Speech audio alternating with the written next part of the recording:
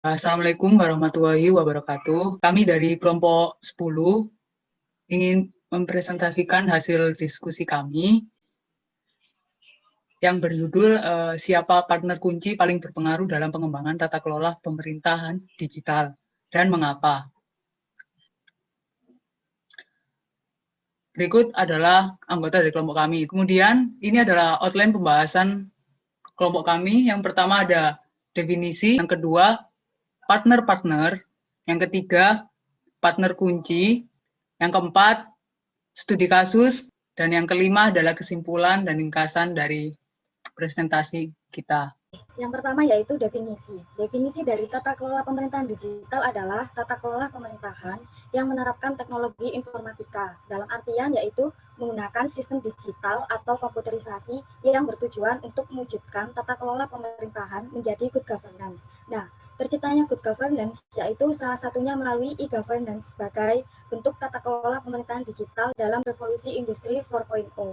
Berikutnya yaitu terdapat konsep e-governance, yaitu menciptakan interaksi yang ramah, nyaman, transparan antara pemerintah dan masyarakat, pemerintah dan bisnis, serta hubungan antar pemerintah. Berdasarkan penjelasan konsep e-governance tersebut, maka e-governance dapat diartikan sebagai penggunaan information and communication technology yang dimana terdapat berbagai sektor yang terlibat, tidak hanya sektor publik, tetapi juga sektor privat dan sektor non-pemerintah. Perkembangan informasi dan teknologi menjadi peluang dalam penerapan e-governance sebagai digitalisasi data dan informasi seperti e-budgeting, e-project planning, sistem delivery, penatausahaan, e-controlling, e-reporting, serta aplikasi custom yang lainnya. Selanjutnya adalah partner-partner dalam proses pelaksanaan e-governance. Ada pihak swasta, lembaga swadaya masyarakat, dan masyarakat sipil. Nah, mengapa diperlukan adanya partner? Yang pertama karena adanya keterbatasan jumlah SDM yang unggul di dalam aparat pemerintahan. Yang kedua, perlunya pengintegrasian antar berbagai SDM yang mumpuni dalam bidang-bidang tertentu yang bukan hanya dari pemerintahan, melainkan juga swasta, LSM, dan masyarakat. Lalu yang ketiga adalah keterbatasan pemerintah dalam hal manajemen yang mencakup semua aspek di seluruh wilayah. Yang keempat, perlu adanya transparansi dan akuntabilitas publik. Faktor kunci yang paling berpengaruh dan implikasinya, yakni pihak swasta menjadi faktor kunci yang paling berpengaruh karena dalam tata kelola digital, yakni good governance merupakan penyelenggaraan pemerintah negara yang bertanggung jawab serta efektif dan efisien melalui kesinergisian interaksi yang konstruktif di antara negara dan sektor swasta maupun masyarakat.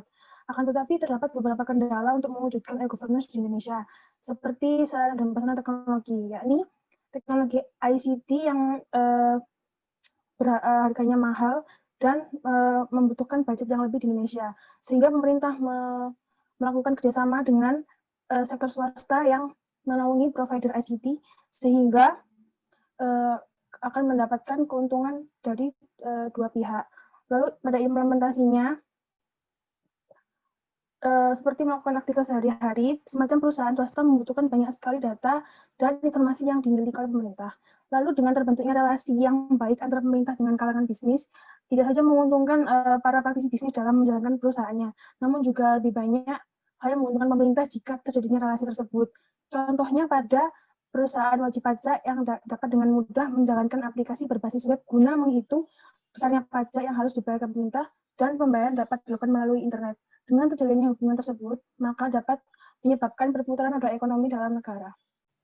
Nah, sebelum masuk ke studi kasus, kita akan menjelaskan terlebih dahulu bagaimana sih kerjasama antara pemerintah dan swasta dalam tata kelola pemerintahan digital itu terlaksana. Ada tuntutan peran dan fungsi terhadap pemerintah itu sendiri. Jadi pemerintah kita itu kan dituntut untuk bisa transparan, akuntabel, responsif, bekerja secara efektif dan efisien dalam memainkan perannya sebagai penyelenggara pelayanan publik dan memberikan layanan kepada masyarakat. Ada beberapa hal yang mendorong kerjasama antara pemerintah dan swasta supaya tuntutan-tuntutan itu bisa terwujud. Yang pertama ada keterbatasan dana. Nah, kebanyakan pemerintah itu selalu memiliki keterbatasan dana untuk mengembangkan pengelolaan publiknya.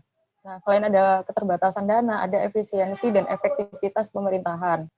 pemerintah kita itu akan sangat sulit buat bekerja secara efektif dan efisien kalau sektor yang dikelola itu sebegitu banyak dan semuanya harus dikembangkan secara bersamaan untuk bisa memberikan pelayanan yang terbaik.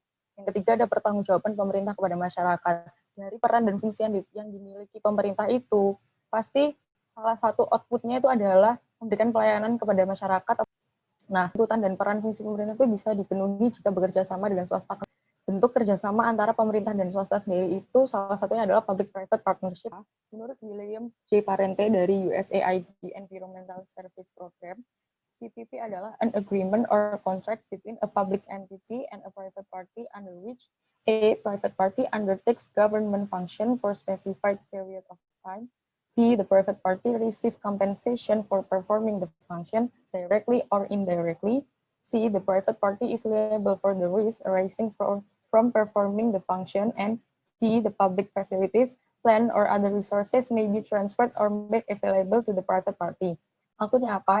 Poin pertama ini, kalau pemerintah sudah bekerja sama dengan swasta, maka swasta ini bisa mengambil alih beberapa fungsi pemerintah berkaitan dengan proyek yang dikerjakan bersama. Nah, yang kedua, swasta ini juga berhak untuk menerima kompensasi atau pembayaran atas kerja yang telah mereka lakukan. Yang ketiga, swasta ini juga harus bertanggung jawab. Jadi nggak hanya pemerintah yang bertanggung jawab, tapi mereka sebagai pelaksana itu juga punya tanggung jawab berkaitan dengan tugas yang mereka laksanakan. Nah, yang terakhir, karena swasta dan pemerintah bekerja sama, maka swasta ini juga seharusnya bisa mengakses sumber daya yang dibutuhkan berkaitan dengan kerjasama itu. Bentuk PPP sendiri itu yang pertama ada service contract. Nah, yang kedua ada manajemen contract. Yang ketiga ada lease contract. Bentuk yang keempat ada concession. Nah, yang kelima ada Build Operation Transfer atau BOT. Keenam ada Joint Venture Agreement. Yang terakhir ada Community Based Provision atau CBP. Nah, di sini ada beberapa contoh bidang. Yang pertama ada kesehatan masyarakat, ada transportasi, ekonomi, urusan internal pemerintahan, wisata, dan informasi. Studi kasus kali ini kami mengambil konsep Smart City dari Semarang, yaitu Semarang Be Smart City. Maksud Be Smart City ini adalah based on e-government Semarang more accountable, realistic, and transparent city. Menurut Jonas Pangkat, Smart City sendiri itu adalah kota yang mampu mengetahui keadaan kotanya, memahami keadaan tersebut, dan bereaksi dalam bentuk suatu aksi untuk kota menjadi nyaman, aman, dan berkembang.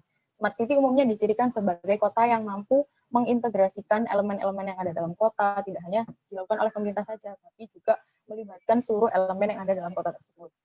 Jadi peran aktor dalam Smart City ini tuh ada, pemerintah ini juga sebagai state actor atau aktor utama, swasta ini tuh mereka sebagai pelaksana dari policy atau kebijakan itu, sementara society sebagai pengguna. Jadi dengan melibatkan masyarakat dalam fungsi penggunaan atas kebijakan itu akan menunjukkan bahwa tujuan dari pengelolaan pemerintahan itu mengarah kepada masyarakat supaya bisa dipergunakan oleh masyarakat, membantu menyelesaikan permasalahan dalam masyarakat, dan melayani serta menyediakan kebutuhan masyarakat. Kedudukannya sebagai state actor, pemerintah itu juga tetap berwenang untuk menentukan partnernya dalam bekerja sama. Nah, di sini Diskominfo mengambil peran untuk mengkoordinasikan stakeholder dan pemerintah. Adakan pertemuan itu berupa seminar, pelatihan, untuk mengkoordinasikan kerjasama dan menjalin hubungan yang baik antara stakeholder dan pemerintah. Nah, yang terakhir ada contoh bentuk kerjasama pemerintah dan swasta dalam Smart City. Di antaranya ada fiber optik itu tadi, pemberdayaan UKM, ada kerjasama dengan Gojek untuk menggunakan layanan e-Kupay-nya sebagai e-payment, dipakai untuk bisnya, untuk bayar PBB juga, terus untuk tiket masuk wisata Sampukong. Selain itu ada PIP juga, Pusat Informasi Publiknya. Terus mereka juga bekerja sama dengan Bank BNI ini menyediakan kartu Semarang Hebat. Kartu ini bisa digunakan untuk segala macam pembayaran. Salah satunya ya ada Pasar Semarang Tinjomoyo. Jadi di pasar itu kita bisa transaksi atau belanja di pasar tradisional, tapi pembayarannya sudah bisa dilakukan secara cashless. Selanjutnya adalah kesimpulan. Sebelumnya saya akan menyampaikan mohon maaf bahwa saya tidak bisa on kamera karena sedang terkendala sinyal. E-governance atau tata kelola pemerintah digital yang di dalamnya memanfaatkan teknologi informatika guna mewujudkan good governance. E-governance memanfaatkan SDS pada proses pemerintahan. Dalam proses pelaksanaannya memerlukan beberapa partner untuk menjadi mitra pemerintah seperti pihak swasta, LSM, dan masyarakat. Para partner ini diperlukan karena pemerintah memiliki keterbatasan manajemen dalam semua aspek di seluruh wilayah. Partner kunci dalam penerapan e-governance adalah pihak swasta, karena swasta mampu mampu membantu pemenuhan peran dan fungsi pemerintah, yaitu transparansi, akuntabilitas, responsivitas, efektivitas, dan efisiensi. Jadi, tidak dapat dipungkiri bahwa tata kelola pemerintahan tidak lepas dari campur tangan pihak swasta yang juga sebagai kunci utama proses e-governance. Berikut adalah referensi yang kami gunakan.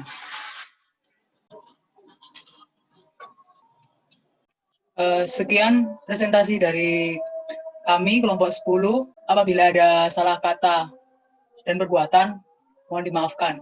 Sekian dari kami. Wassalamualaikum warahmatullahi wabarakatuh. Waalaikumsalam warahmatullahi wabarakatuh.